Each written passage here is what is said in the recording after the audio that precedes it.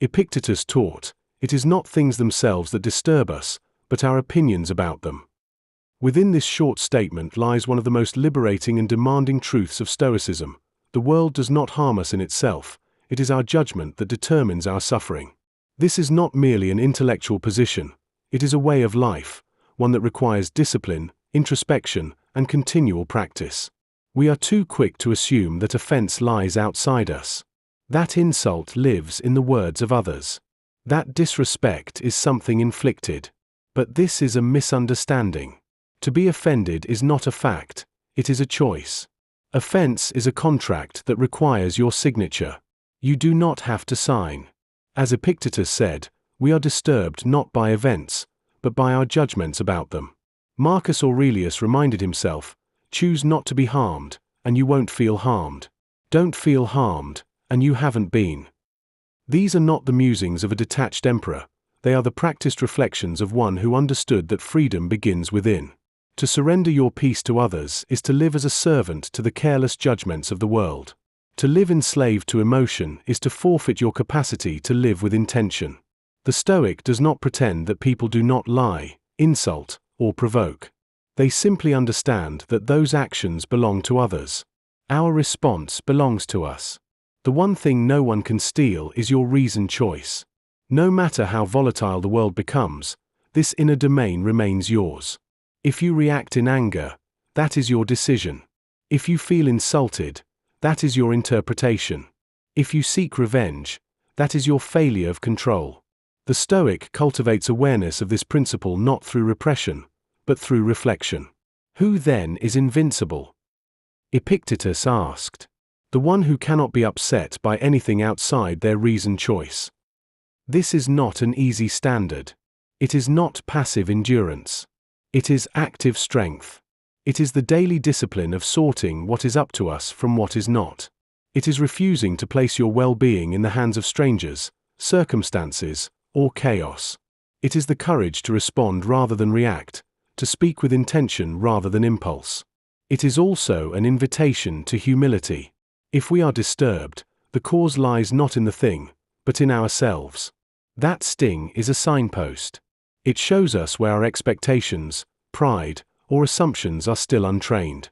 The Stoic does not waste that moment, they examine it. They trace the discomfort to its root and uproot what does not serve the soul. To live this way is not to become indifferent. It is to become sovereign. It is to live with integrity, even when others do not. It is to become a guardian of your own soul, unmoved by praise or condemnation.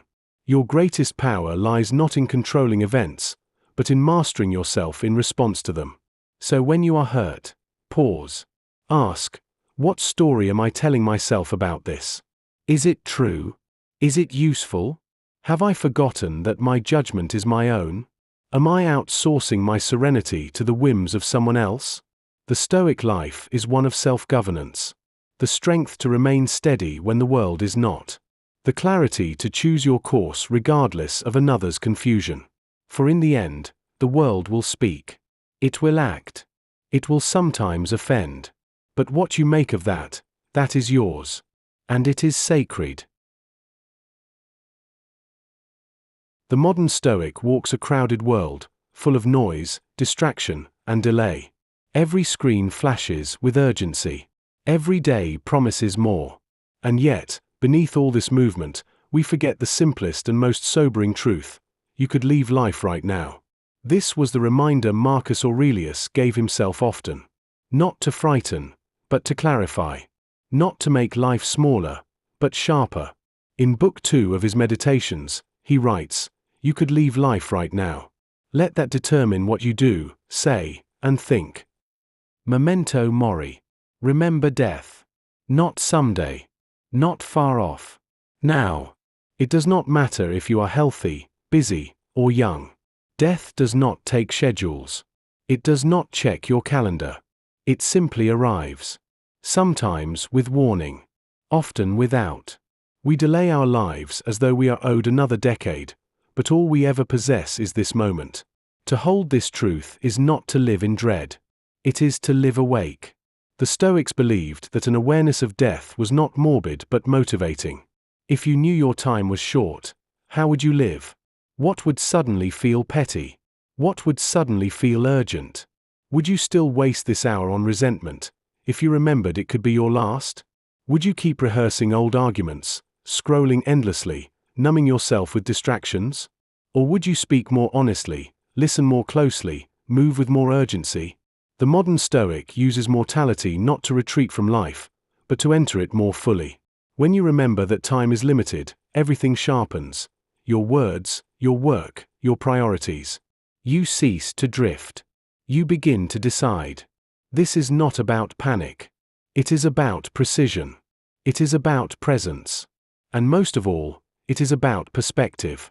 The knowledge that death is certain gives life its shape. It is not meant to cast a shadow. It is meant to shine a light.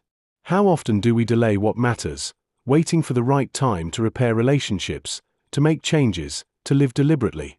But what is time if not this moment? What more are we owed than what we already have? Each delay is a bet against fate, and fate does not guarantee fairness. Seneca wrote, "You act like mortals in all that you fear, and like immortals in all that you desire." We act as if there is endless time to waste, and none at all to risk. So we hesitate. We hide. We distract. But the Stoic does not. So make the call. Write the letter. Begin the project. End the grudge. Do not wait for death to teach you how to live. There is only one guarantee: this moment is yours. Tomorrow is not promised. The future is not a possession. Memento mori is not a warning, it is a compass. Let it guide you back to the present. Let it strip away what is petty. Let it make you brave. Because the one thing we all carry is time, and the one thing we cannot guarantee is how much of it remains. The modern Stoic does not fear death. They fear living without clarity. They fear waking up too late to what matters most. Remember, you must die, so that you might finally live. Now, let's draw these nuggets for the Stoic. Principle 1. Your response is always your responsibility. The Stoic understands that no event or insult holds power over them without consent. Offense is not inflicted, it is accepted. When others lie, provoke, or disrespect, those actions remain theirs. Our reactions, however, are fully our own. To respond with anger or despair is not inevitable, but optional.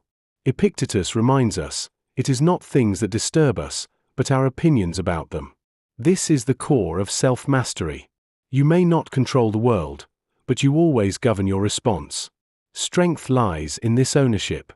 Serenity begins when we stop outsourcing our peace to external chaos. Principle 2. Offense requires your participation.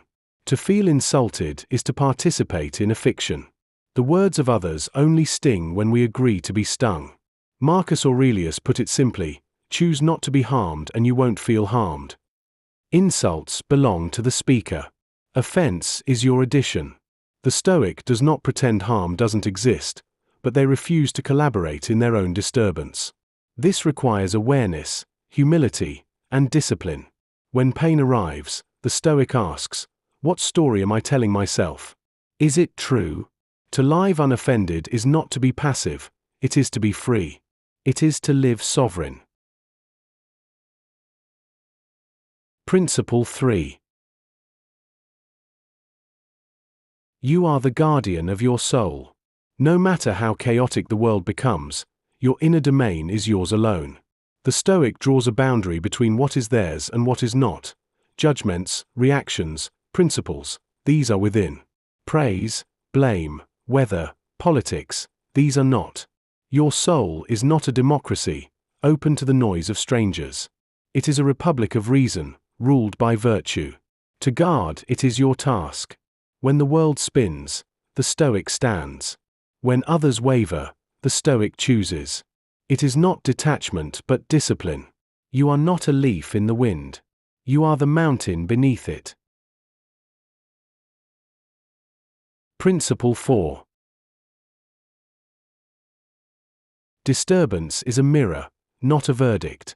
When you feel offended, triggered, or unsteady, that moment is not your enemy, it is your mirror. It reflects something within, an expectation, a wound, an illusion. The Stoic does not waste the discomfort.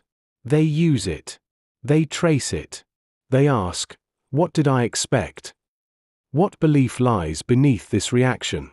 This is not repression, it is reflection. Each sting becomes a teacher. Each discomfort is a tool. To be disturbed is not failure, it is feedback. It highlights areas where we still lack training. And so the Stoic leans in, learns, and lets go. Principle 5. Memento mori is a clarifier, not a curse. To remember death is not to shrink from life but to enter it fully. Memento mori is the practice of clarity. Marcus Aurelius reminded himself, you could leave life right now. Let that determine what you do, say, and think. This is not fear-mongering. It is focus. It sharpens the mind. It makes your decisions deliberate. The Stoic uses mortality to burn away the trivial and highlight the true. What would you let go of if today were your last? What would you finally say? This is how we should live, not someday, but now. Death is not a threat. It's a compass. Principle 6. Delay is a bet against fate. We often delay what matters: forgiveness, honesty, boldness. But delay is a gamble we make against time, and time guarantees nothing. The Stoic sees each postponement for what it is, the silent assumption that more time is owed. But no one is promised another hour. Seneca wrote, "You act like mortals in all that you fear, and like immortals in all that you desire." To wait is to risk never acting. So the Stoic acts now. They repair what's broken. They begin what matters. Life is short, not someday.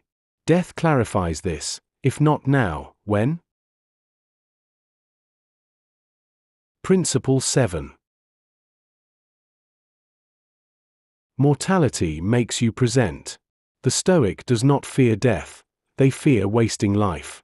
Mortality is not a shadow but a spotlight. It calls us to attention. It urges us to engage. In a world of distractions and delays, remembering death makes the present more vivid. It pushes you to focus on your words, your actions, and your love. You don't have forever to say what matters. You don't have endless time to become who you admire. But you have now. That is enough. Memento mori is not about dread. It is about direction. Let it return you to presence, to purpose, to urgency. Principle 8. Clarity is a Stoic's true compass. The Stoic life is not built on avoidance but on awareness. In a world spinning with noise, the Stoic strives to discern clearly what is real, what is noise, and what is truly essential. They don't act out of panic, but principle. They don't move from impulse but intention. Whether in the face of insult or the reminder of death, the Stoic returns to clarity. What matters now? What is mine to choose? What is worth my time? This inner compass, sharpened by philosophy and mortality, guides their life. The world may shift, but clarity remains. And in that, the Stoic walks free.